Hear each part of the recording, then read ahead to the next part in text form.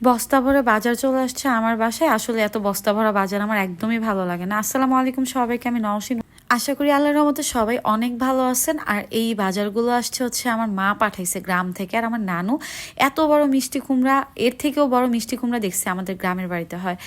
আর ঢাকার শহরে এই মিষ্টি কুমড়া কিনতে গেলে প্রায় 600 থেকে 700 টাকার মতো। আমি একবার একটা জায়গায় দাম করছিলাম 600 টাকার মতো। পরে আমি বললাম আমাদের গ্রামে এগুলো পড়ে থাকে, কেউ খায়ও না, অনেক সময় গরুকে খাওয়ায়।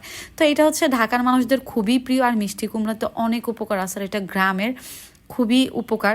গ্রামের বাড়ির এই টাটকা খাবারগুলো অনেক ভালো লাগে। আম্মু আসলে গ্রাম থেকে মাছ, তারপর গাছের পেঁপে, কাঁচা আম, আর হচ্ছে গরুর দুধ আর অনেক কিছুই পাঠাইছে। আসলে এখন খুবই কম। আম্মুকে অনেকবার মানা করি যে আম্মু আমার জন্য এগুলো পাঠায়ও না, কারণ আমার ভালো লাগে না। যখন নিলয় ছিল, নিলয় থাকতে অনেক আমাদের গ্রামে হচ্ছে রাজা হাঁস, তারপর আম্মু দেশি মুরগি পালতো, মাছ সব পুকুরে কাতলা মাছ, রুই